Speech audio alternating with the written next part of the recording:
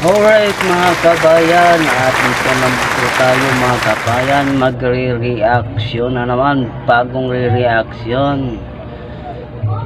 John, Representative Dante Fernandez kinasuhan ng itik complaint mga kakuya ni Antay Tupasio.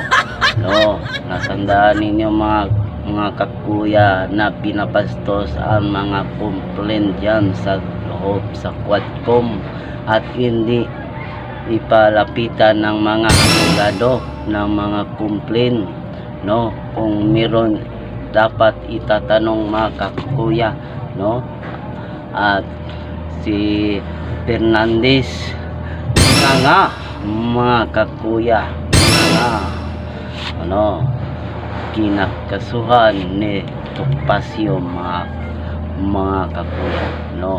At bago kayo manonood sa akong channel, at huwag kayong kalimutan mag-like and share at mag-subscribe, at pundito ang notification bell aron palagi kayo updating sa aking mga upload mga kakuya, at panoorin ninyo ito mga kakuya.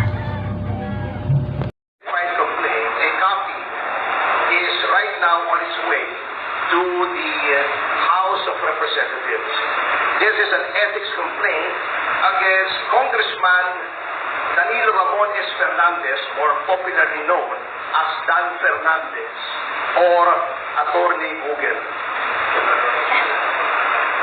Anyway, this is for certain conduct unbecoming of a member of parliament, unparliamentary conduct, which were committed during the hearings of the Quadcom.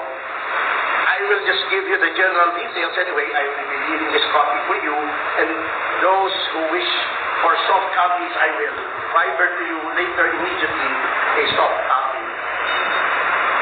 If you recall, noon pong nililitis o dinidinig yung tungkol sa mga pogo, inatawan ko po roon. Nirepresent ko si Miss Catherine Cassandra Leong. At lahat naman po tayo saksi sa ginawang paglabag sa mga karapatan ni Miss Cassie Leong. Specifically, not only the deprivation of the right to counsel, but physically, this was unprecedented in legislative history in this country. Nahaharangin mo yung abogado at hindi mo palalapitin sa kanyang kliyente during a legislative hearing. Sapagkat ang karapatan na magkaroon ng abogado upang makipagsangguni ang isang testigo sa legislative hearing ay ginagarantiya ng walang iba kundi ng ating saligang batas. Number 2, magwa-warning sa abogado na huwag bigyan ng payo ang kanyang kliyente. Saang planeta po acceptable ang ganoong behavior? Nasasabihin mo, Attorney Tupasio, do not approach your clients, otherwise you will be cited in contempt. How is that even possible? Number 3, yung hindi po pagbigay ng right to remain silent and the right against self-incrimination sa isang testigo. At si Congressman Fernandez, bagamat hindi abogado, hindi ko naman sinasabing kapag hindi ka abogado ay hindi mo na alam ang batas. Ngunit, sinasabi na nga po sa kanila, or dapat, a person who is in the legislature should be charged with knowledge of the law. Because, number 1, they are lawmakers.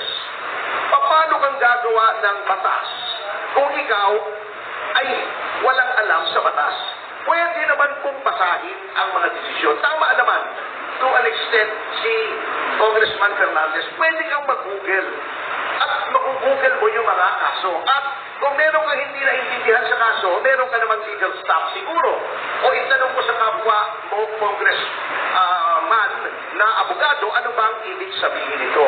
At pinoint out na nga po sa kanila na sa napakaraming kaso, the right to remain silent and the right against self-incrimination may be invoked not only in criminal proceedings, but in all proceedings. Civil, administrative, legislative. At pinakita na nga po sa kanila ang batas. Pinoint out na nga po sa kanila yung batas. Bakit ayaw pa nilang sundin? That is also against the oath that they have taken when they took their oath of office to defend and protect the Constitution and the laws of the Republic of the Philippines and pronouncements of the Supreme Court, according to our civil code, are part of the law of the land. So yan po ang isang violation, ano? Number two, yun pong the right of a witness to be treated with dignity and with respect. Kapag ikaw ay tinatawag, na violate po yan. Binabastos po nila ang mga witnesses, not only my client, but of course, I have no right to complain on behalf of the other witnesses who are also represented by counsel. Yun po. Number three, yung pronouncements, very unparliamentary. Alam niyo po, in all parliaments in the entire civilized world, meron pong language na tinatawag nila unparliamentary. Diba? Ayaw na ayaw nila si Pangulong Duterte. Sinabi nila, do not use offensive words. Pero bakit sila tatawagin nilang pathological liar, puro papakyut, puro ganon. Tatakutin mo pa. Misleading the witness, sasabihin pa, tignan mo itong mga napatay, di umano dahil daw ng pogo. Tignan mo yan, we will grant you immunity.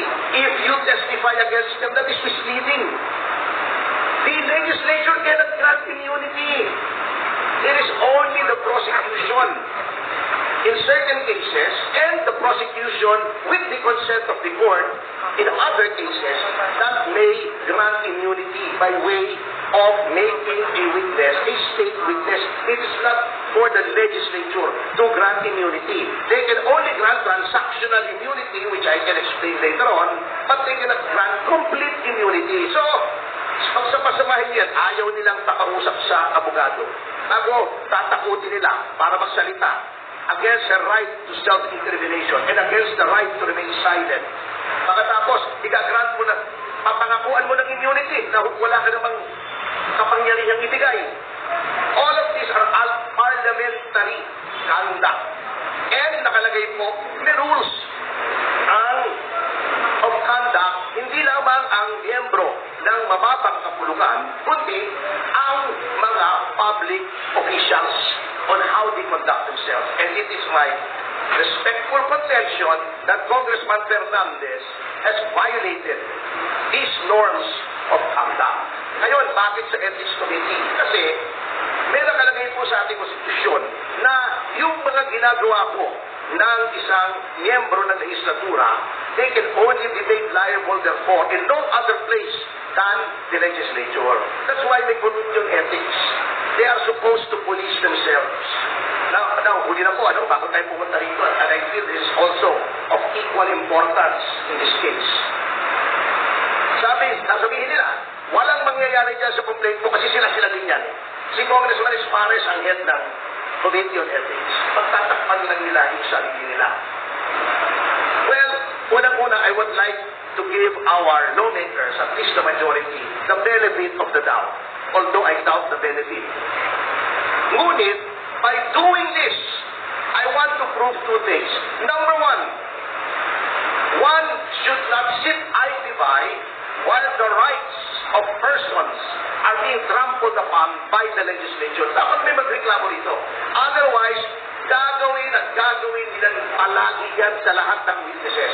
Notwithstanding the caveat of the Supreme Court in Ong versus Senate Blue Ribbon Committee, which by the way, I argued before the Supreme Court, which says that all witnesses must be given due process.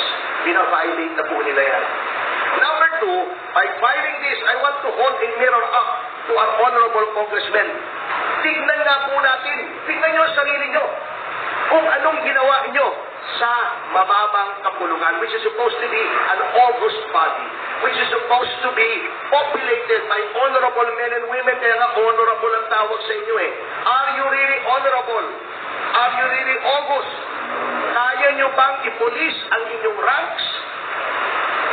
Do you still have any shred of decency left in your bodies para makita na mali ang ginagawa ng isang miyembro ninyo at disiplinahin ninyo? Because by no stretch of the imagination